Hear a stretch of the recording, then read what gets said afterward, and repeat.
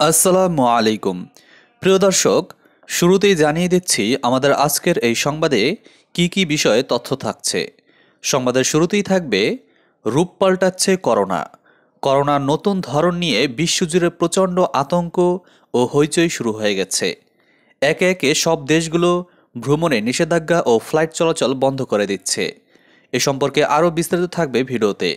তারপরের খবরে থাকছে আর কতদিনের মধ্যে বাংলাদেশে আসবে করোনার টিকা ও কবে থেকে সাধারণ জনগণকে টিকা প্রদান শুরু হবে সে বিষয়ে মন্ত্রিসভার বৈঠক থেকে যা জানানো হলো তার বিস্তারিত থাকবে খবরে। এছাড়াও খবরের শেষ অংশে আরও থাকবে বাংলাদেশে আসন্ন করোনার টিকার মূল্য কত ও কোথা থেকে আনা হচ্ছে এই টিকা সে সম্পর্কে বিস্তারিত তথ্য সহ আজকের অন্যান্য সকল আপডেট নিউজগুলোর বিস্তারিত জানতে ভিডিওটির শেষ পর্যন্ত আমাদের সাথেই থাকুন।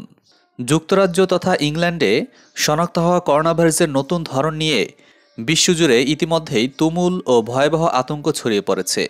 এরই মধ্যে নতুন ধরনের এই ভাইরাসটি ইতালি ও অস্ট্রেলিয়ায় পাওয়া গেছে। এছাড়াও আইসল্যান্ড, ডেনমার্ক ও নেদারল্যান্ডসেও নতুন প্রজাতির করোনার সন্ধান পাওয়া গেছে। তবে সেগুলো যুক্তরাজ্যে পাওয়া করোনার নতুন প্রজাতি কিনা সে ব্যাপারে নিশ্চিত হওয়া যায়নি। এর আগে গত শনিবার যুক্তরাজ্যের প্রধানমন্ত্রী বরিস জনসন ও বিজ্ঞানীরা দেশটিতে করোনা ভাইরাসের একটি নতুন রূপ শনাক্তের কথা ঘোষণা করে জানিয়েছেন, ভাইরাসের নতুন এ ধরনটি আগের থেকেও 70% বেশি সংক্রামক। এদিকে সোমবার ডয়েচে ভেলে জানিয়েছে, দক্ষিণ আফ্রিকায় করোনা ভাইরাসের আরেকটি প্রজাতির সন্ধান পাওয়া গেছে। তবে এটি যুক্তরাজ্যের সন্ধান পাওয়া নতুন প্রজাতির করোনা ভাইরাসের সঙ্গে মিল নেই। এটি আবার সম্পূর্ণ নতুন আরেকটি প্রজাতির করোনা। অস্ট্রেলিয়ার কর্তৃপক্ষ জানিয়েছে, যুক্তরাজ্য থেকে অস্ট্রেলিয়ার নিউ সাউথ ওয়েলসে যাওয়া দুইজনের দেহে ওই ভাইরাস শনাক্ত হয়েছে। তারা দুজনেই হোটেলে কোয়ারেন্টাইনে আছেন। অপরদিকে ইতালির স্বাস্থ্য মন্ত্রণালয় জানিয়েছে, যুক্তরাজ্যে নতুন যে প্রজাতির সন্ধান পাওয়া গেছে ওই ইতালীয় নাগরিকের শরীরেও সেই একই প্রজাতির করোনা ভাইরাস পাওয়া গেছে। এভাবে একের পর এক নতুন প্রজাতির করোনা ভাইরাস পাওয়ায় বিশ্বজুড়ে প্রচণ্ড আতঙ্ক শুরু হয়েছে।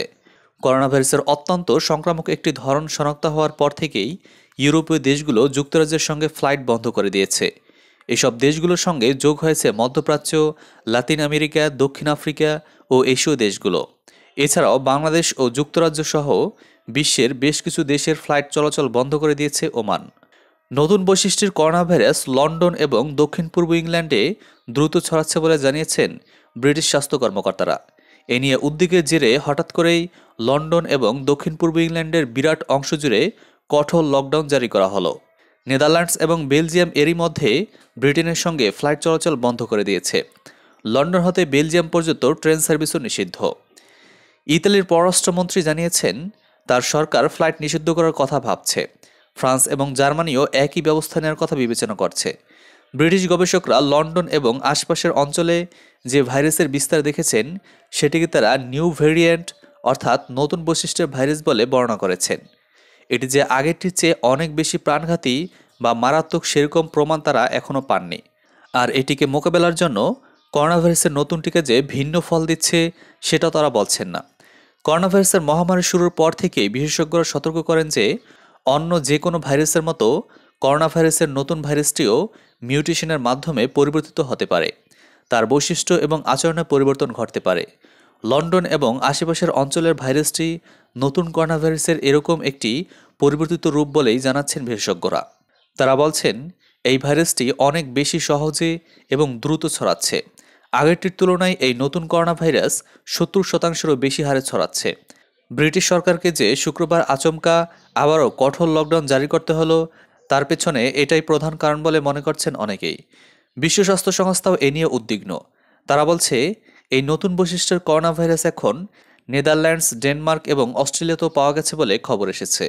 এদিকে ব্রিটিশ স্বাস্থ্যমন্ত্রী ম্যাট হ্যানকক স্বীকার করেছেন, করোনা সংক্রমণ পরিস্থিতি নিয়ন্ত্রণের বাইরে চলে গিয়েছিল বলে এই কঠোর বিধিনিষেধ জারি করতে হয়েছে। তিনি এমন ইঙ্গিত দিয়েছেন যে এবারের কঠোর লকডাউন 2 মাস ধরেও চলতে পারে। ব্রিটিশ প্রধানমন্ত্রী বরিস জনসন মাত্র কয়েকদিন আগেই বলেছিলেন, ক্রিসমাসের সময় যদি বিধিনিষেধ শিথিল করা না হয় সেটা হবে অমানবিক, এবং তখন তিনি বিধিনিষেধ শিথিল করার কথাই বলেছিলেন। কিন্তু এখন তাকে সেই পরিকল্পনা শুধু বাদই দিতে হলো না, বরং উল্টো আরও কঠোর বিধিনিষেধ আরোপ করতে হলো। ফলে ধারণা করা হচ্ছে পরিস্থিতি আবারও নিয়ন্ত্রণের বাইরে চলে যাচ্ছে। কেবল অত্যাবশ্যকীয় জিনিসপত্রের দোকান ছাড়া আর সব বন্ধ রাখতে বলা হয়েছে। ফলে ঘরের বাইরে খোলা জায়গায় সামাজিক দূরত্ব বজায় রেখে কেবল একজন লোকের সঙ্গেই দেখা করা যাবে। নিষেধাজ্ঞার আওতায় থাকা এলাকা ছেড়ে কেউ বাইরে যেতে পারবে না, বাইরে থেকে কেউ আসতেও পারবে না। ফলে এর কারণে ট্রেন, বিমান চলাচল সহ সব ধরনের যাতায়াতেই বিঘ্ন ঘটবে। অনেকটাই বর্ণহীন কাটবে এবারের খ্রিস্টান ধর্মাবলম্বীদের সবচেয়ে বড় ধর্মীয় উৎসব যীশুখ্রিস্টের জন্মদিন বা বড়দিন। এদিকে আগামী মে থেকে জুন মাস পর্যন্ত দেশে 4.5 কোটি মানুষের জন্য করোনাভাইরাসের টিকা আসছে। জানুয়ারির শেষে বা ফেব্রুয়ারির প্রথমে 1.5 কোটি মানুষের জন্য 3 কোটি টিকা আসবে, পরে আরও টিকা আসবে। সোমবার মন্ত্রিসভার বৈঠকের পর এ তথ্য জানিয়েছেন মন্ত্রিপরিষদ সচিব খন্দকার আনোয়ারুল ইসলাম। এর আগে প্রধানমন্ত্রী শেখ হাসিনার সভাপতিত্বে মন্ত্রিপরিষদের বৈঠক অনুষ্ঠিত হয়। সাংবাদিকদের কাছে মন্ত্রিপরিষদ সচিব বলেন, 4.5 কোটি মানুষের প্রত্যেককেই 2 ডোজ করে হিসেবে 9 কোটি ভ্যাকসিন আসবে, যা দিয়ে দেশের জনগোষ্ঠীর প্রায় 20% ভ্যাকসিনের চাহিদা মিটবে। মন্ত্রিপরিষদ সচিব বলেন, আপাতত অক্সফোর্ডের ভ্যাকসিনের কথাই চিন্তা করছে। যদি অন্য কেউ আসে বিশ্ব স্বাস্থ্য সংস্থার অনুমোদন সহ, তাহলে সরকার কাউকে মানা করবে না, কিন্তু তাকে WHO প্রোটোকল মানতে হবে এবং আমাদের দেশে যে টেকনিক্যাল কমিটি তারা যদি অনুমোদন করে তাহলে কোনো সমস্যা নেই। তিনি আরও বলেন, টিকা দেওয়ার জন্য প্রশিক্ষণ দেওয়া শুরু হয়েছে। ইপিআই দেওয়ার চেইনকে এখানে ব্যাপকভাবে কাজে লাগানো হবে। তিনি আরও বলেন, বৈঠকের প্রধানমন্ত্রী শেখ হাসিনা মাস্ক পরার উপর আবারও গুরুত্বারোপ করেছেন। তিনি নো মাস্ক নো সার্ভিস নীতি বাস্তবায়নের নির্দেশ দিয়েছেন। এছাড়াও সামাজিক দূরত্ব বজায় রাখার বিষয়েও আরও কঠোর ব্যবস্থা নিতে বলেছেন।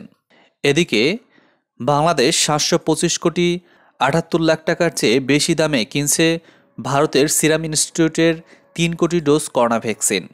বাংলাদেশ সরকার অবশ্য সরাসরি সিরাম ইনস্টিটিউট থেকে এই টিকা কিনছে না। বাংলাদেশের বেক্সিমকো ফার্মাসিউটিক্যালস সিরাম থেকে এই টিকা কেনার চুক্তি করেছে। পরে স্বাস্থ্য মন্ত্রণালয় স্বাস্থ্য দপ্তরের মাধ্যমে এই টিকা কিনে নেবে বেক্সিমকো ফার্মাসিউটিক্যালস থেকে। এতে সরাসরি কেনার চেয়ে অনেক বেশি দাম পড়বে বলে আশঙ্কা করা হচ্ছে। সরকার বেক্সিমকো থেকে প্রতি ডোজ টিকা $5 কিনবে বলে চুক্তিতে উল্লেখ করা হয়েছে। এখানে সিরাম ইনস্টিটিউট ও বেক্সিমকো ফার্মাসিউটিক্যালসের ব্যবসা রয়েছে। ভারতের সিরাম ইনস্টিটিউট অক্সফোর্ড অ্যাস্ট্রাজেনেকার সম্ভাব্য টিকাটি অনুমতি নিয়ে ভারতে উৎপাদন করবে, কিন্তু বাংলাদেশ সরকার যদি অক্সফোর্ড অ্যাস্ট্রাজেনেকার করোনা ভাইরাসের বিরুদ্ধে সম্ভাব্য টিকা সরাসরি অ্যাস্ট্রাজেনেকা কোম্পানি থেকে কিনতে পারত, তাহলে প্রতি ডোজ টিকা মাত্র $2.15 অথবা এর কাছাকাছি দামে কিনতে পারত বলে মনে করছেন বাংলাদেশের জনস্বাস্থ্যবিদরা। কিন্তু সেই একই টিকা ভারত থেকে আনার ফলে এর দাম প্রায় দ্বিগুণেরও বেশি পড়ছে। বিনোদন জগৎ ও সাম্প্রতিক ঘটে যাওয়া সকল প্রকার আপডেট খবরাখবর সবার আগে পেতে আমাদের RS ভয়েস টিভি চ্যানেলটি এখনই সাবস্ক্রাইব করে আমাদের সাথেই থাকুন।